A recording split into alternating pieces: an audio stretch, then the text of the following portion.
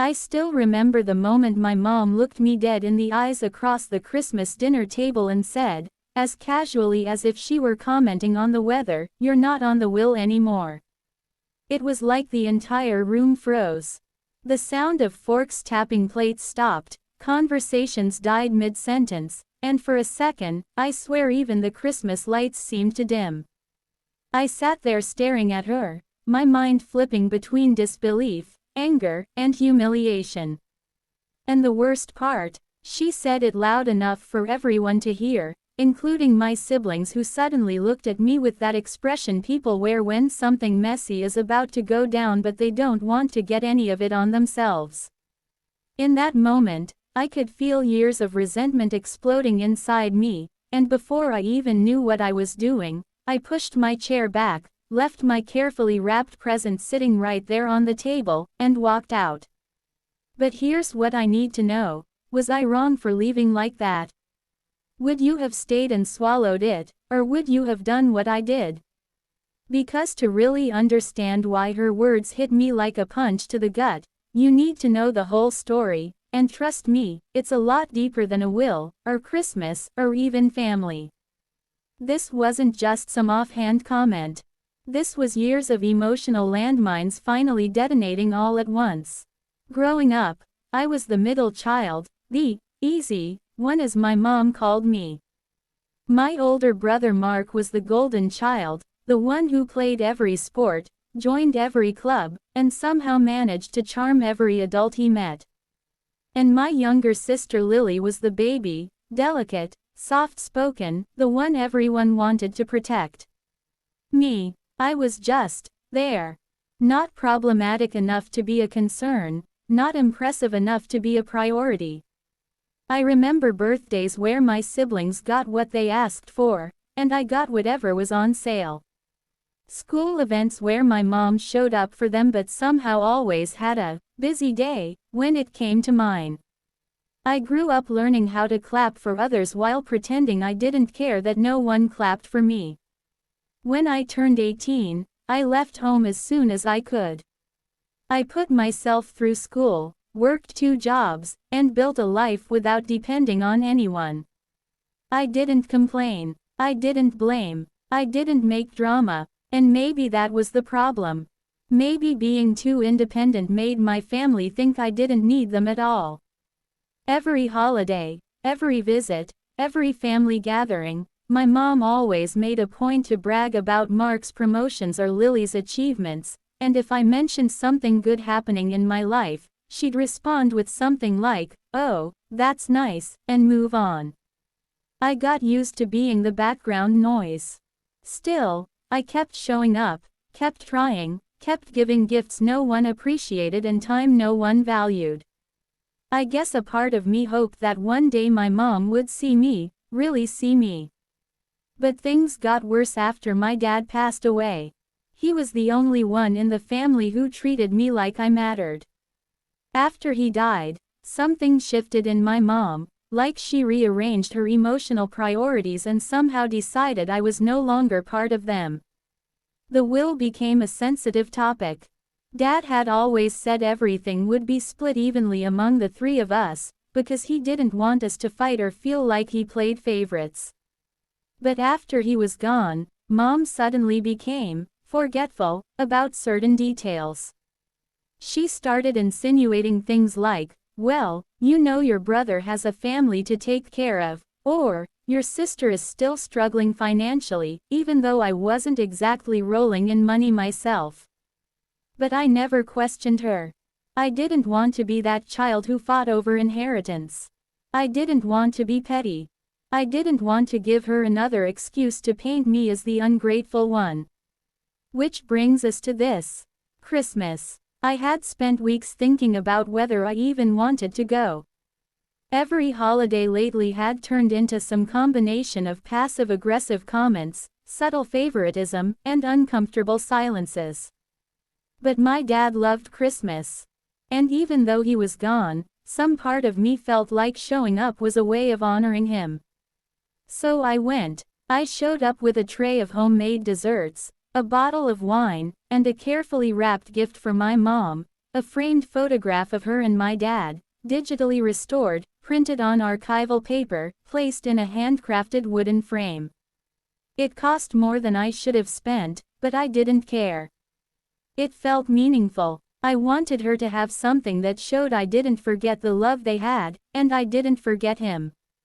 Dinner started off okay. Awkward, but manageable. Then the conversation turned to finances, then retirement plans, then, of course, the will.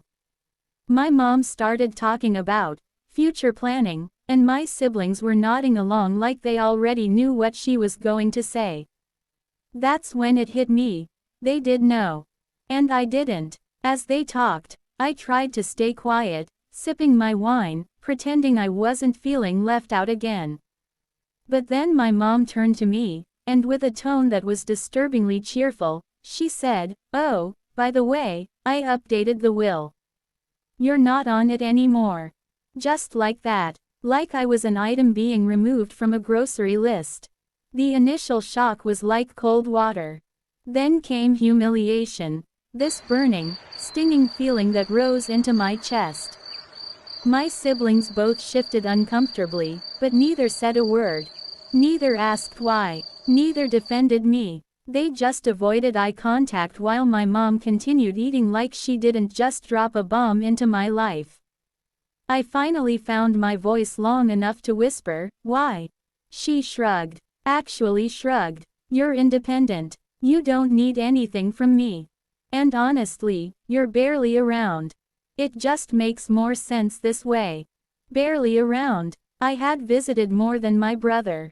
I had helped her with doctor appointments when Lily wasn't available. I was the one who cleaned out Dad's study after he died because everyone else said it was too emotional. But none of that mattered. None of it ever mattered. That was the moment something inside me broke. Not cracked, broke, clean in half. And I knew, with such clarity it scared me, that I didn't belong there. Not in that house.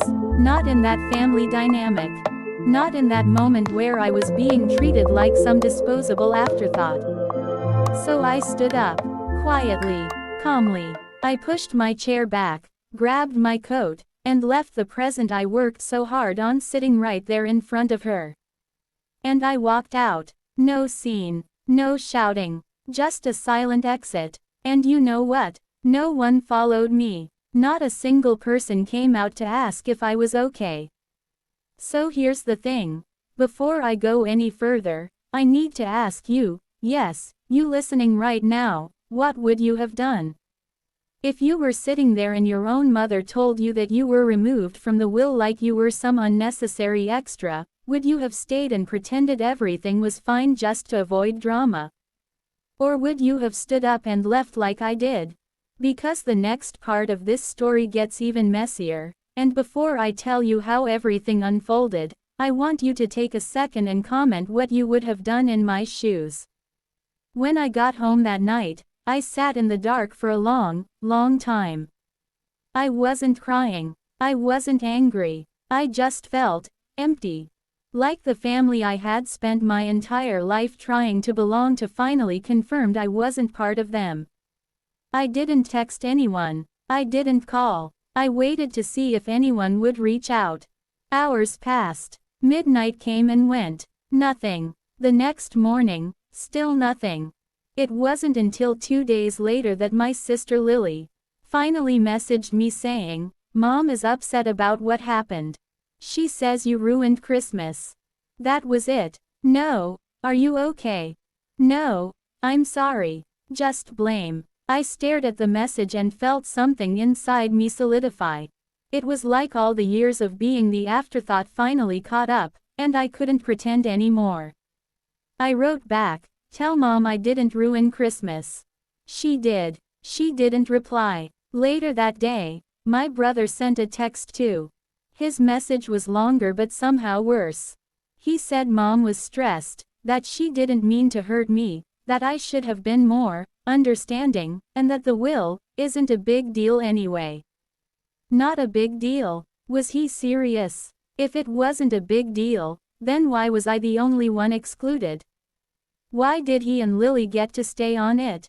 Why did everyone else know except me? I asked him that directly, and his answer made my stomach turn. He said, "Mom told us not to bring it up because she didn't want drama. So basically, she removed me behind my back and told everyone else to keep quiet." And they did. They all did. That's when I made the decision that changed everything. I decided I wasn't going to be the family doormat anymore. I wasn't going to keep showing up out of obligation, begging for scraps of affection.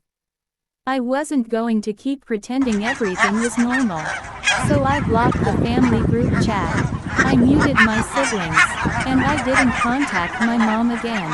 Weeks went by. Then I heard from a mutual relative, my aunt, who told me my mom had been telling people I stormed out over nothing, and that I was behaving ungratefully. So I told my aunt the truth. Not emotionally, not dramatically, just plain facts. That my mom removed me from the world during Christmas dinner in front of everyone and humiliated me. My aunt went quiet. Then she said, "She did what?" Turns out, not everyone in the family agreed with what my mom did. Word started spreading. My mom didn't like that. Suddenly, she was texting me long, guilt-trippy paragraphs about how family shouldn't air dirty laundry, about how she didn't mean for it to come out that way, and that I took it the wrong way. But she never once apologized. Not once. Every message she sent was about how my reaction made her look bad. I ignored them. Then came the final blow. She showed up at my apartment unannounced. I opened the door and she was standing there holding the unopened gift I left on the table at Christmas. She said, "You forgot this." I said, "No, I left it." She looked shocked, like she couldn't believe I was finally talking back. She told me I was being dramatic. That I was overreacting. That she didn't owe me anything. And something in me snapped. For the first time in my life, I told her exactly how I felt. I told her about every year I felt invisible, every accomplishment she shrugged off, every holiday where I felt like an outsider, every time she made me feel like I had to earn a place in my own family. I told her she didn't just cut me out of the will, she cut me out of her heart a long time ago. She stood there stunned, speechless. Then she put the gift down on the floor by my door and walked away without saying another word. That was the last time I saw her. A month later, I got a message from my aunt saying my mom was telling everyone I was destroying the family. But something amazing happened too. Other relatives, people I barely talked to, started reaching out to say they were proud of me for standing up for myself. My cousin said she always noticed how differently my mom treated me but never knew how to bring it up. My uncle told me he had regrets about how he handled his own family relationships and that he hoped I would choose peace for myself. I decided to cut contact.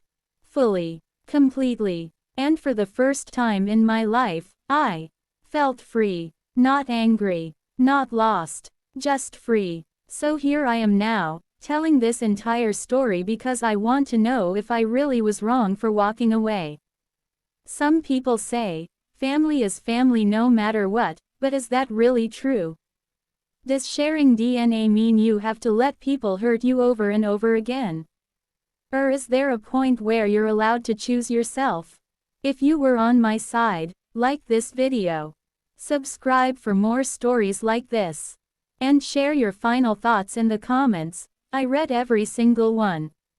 I'll see you all in the next story.